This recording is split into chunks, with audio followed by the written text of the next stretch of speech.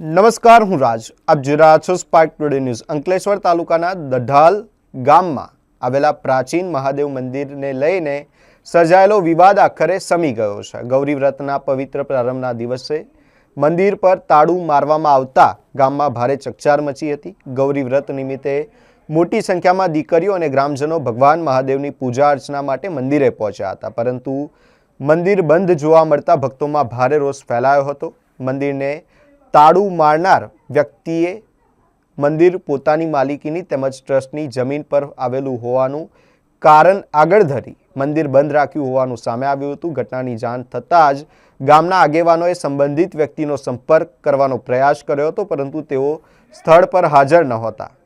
પરિસ્થિતિની ગંભીરતા જોતા સર્વ સમાજ સેના જિલ્લા પ્રમુખ મેહુલ પટેલ દ્વારા સ્થાનિક પોલીસને જાણ કરવામાં આવી હતી.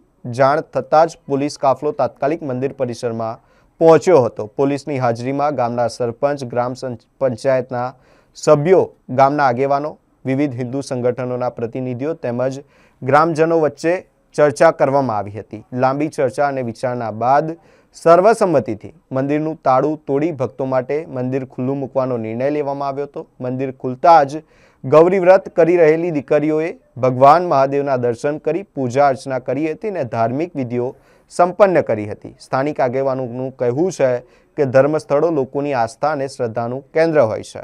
આવા સંવેદનશીલ મુદ્દાઓમાં શાંતિ, સૌહાર્દ અને કાયદેસરની પ્રક્રિયા દ્વારા ઉકેલ લાવવો અત્યંત જરૂરી છે. સમગ્ર મામલો શાંતિપૂર્ણ રીતે ઉકેલાતા ગ્રામજનો અને ભક્તજનોએ રાહતનો શ્વાસ લીધો હતો. અમે દઢાલ ગામના સાગબારા ફાટકથી મહાદેવના મંદિરથી લગભગ 40 વર્ષ જૂનું આ મંદિર છે, જ્યાં આગળ લોકો પૂજા કરવા આવે છે અને આસ્થાનું સ્થાન છે.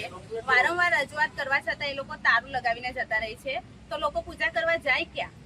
અહીંયા આગળ આખા ગામમાં એક જ મહાદેવનું મંદિર છે, લોકો પૂજા કરવા માટે અહીંયા જ આવે છે અને વારંવાર કહેવા છતાં, રજૂઆત કરવા છતાં એ લોકો કોઈ આંખ આડા કાન કરતા નથી અને તારું લગાવીને જતા રહે છે. તો પછી આજે બધાની હાજરીમાં હિન્દુ પરિષદ, સરપંચ, પોલીસ કર્મીઓ બધાની હાજરીમાં અમે આ તારું આજે તોડ્યું છે અને એ લોકોએ બધાએ અમને સાથ આપ્યો છે. એ માટે એ બધાનો ખૂબ ખૂબ આભાર માનીએ છીએ અને જે આગેવાન છે તેમને અમે રજૂઆત કરીએ છીએ અને એક પ્રકારની વિનંતી પણ કરીએ છીએ કે આ આસ્થાનું સ્થાન છે. કોઈ એના માટે નથી કે ચાલો કઈ ધંધા માટે કે એના માટે કઈ એ નથી કે કઈ એના માટે એ લોકો માટે કઈ એ નથી કે ચાલો ગમે ત્યારે ખોલી નાખ્યું, તારું લગાવી દીધું. આસ્થાનું સ્થાન છે, લોકો પૂજા કરવા આવે છે, તો અમે લોકોને વિનંતી કરીએ છીએ કે અમારે બીજું કોઈ પ્રકારનું એ નથી, પણ ખાલી મંદિરને ખુલ્લું રાખે.